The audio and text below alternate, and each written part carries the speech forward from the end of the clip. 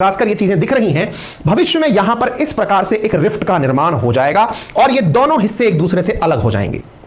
अर्थात अफ्रीका के कुछ लैंडलॉक देश जो हैं वो भी समुद्र के किनारे भविष्य में आ जाएंगे। हालांकि इस काम को होने में भी मिलियंस ऑफ ईयर लगेंगे, लगभग 200 मिलियन साल बाद ऐसा होगा, लेकिन ये चूंकि 2.5 सेंटीमीटर के हिसाब से टूट रहा है, इसकी वजह से धीरे धीरे ये टूटना जारी रहेगा।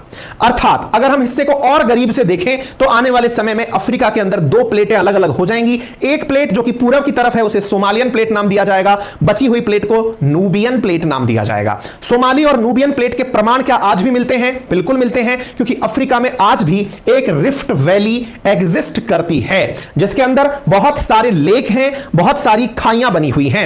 ये लेक टैंगनाइका या फिर वॉल्केनो के रूप में वॉल्केनो, लेक तुर्कानिका या फिर जो ग्रेट डिप्रेशंस हैं ये ऑलरेडी उसी के अंदर बने हुए दिखाई देते हैं। लेक मालावी हो या फिर यहां पर बनी हुई ये जो आप देख रहे हैं यहां पर ईस्टर्न वैली, लेक टैंगनाइका, ये सब रिफ्ट के ही प्रमाण हैं। आप यहां पर ग्रेट अफ्रीकन रिफ्ट के साथ अफ्रीका में बने हुए बहुत सारी लेक्स को देख सकते हैं। ये जो मैं आपको लेक अभी दिखा रहा हूं, ये जब हम मैपिंग करेंगे ना, जो मैपिंग का बैच में लाने की कह रहा हूं नेक्स्ट मंथ के शुरुआती फर्स्ट डे पे से ही शुरू कर लेंगे, 1 अप्रैल से ही, उसमें मैं आपको इस रिफ्ट के अंदर कौन सी लेक हैं, कौन से देश हैं, वो सारी चीजें बताएंगे। फिलहाल के लिए आप इतना सा समझ लीजिए कि आपको ये बात याद रखनी है कि यहां पर ये रिफ्ट बन रही है और उससे नूबियन प्लेट और सोमाली प्लेट अलग अलग हो रही है, ठीक है ना। यहां पर रेड सी और गल्फ ऑफ आदेन बन रहा है। आप इस चीज को जब प्रॉपर तरीके से समझ गए हैं, आज की यह सुर्खी बन गई है। जहां मैंने बात करी आपसे प्लेट की कि पूरी धरती प्लेट से झुकी हुई है, कल मैंने माउंट मैरापी डिस्कस किया था, अगर आपको याद हो तो यहां पर माउंट मैरापी जो है वो माउंट मैरापी भी मैंने आपको प्लेट थ्योरी यानी प्लेट टेक्टोनिक से समझाया था।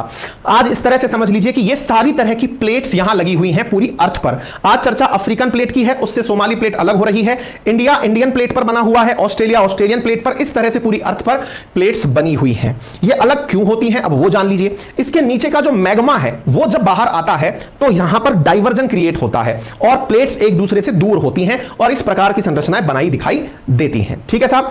बाकी अब चर्चा में क्यों है, अफ्रीका 2 भागों में क्यों बट रहा है, क्या हो रहा है, कितना समय लगेगा, ये सब बातें मैंने आपको यहां पर लिखकर दे दी हैं। जो बातें मैंने बोली वो सब बातें नोट्स के अंदर बनाकर लिखकर दे दी हैं, जो सेशन पूरी होने के बाद में आपको हमारे टेलीग्राम पर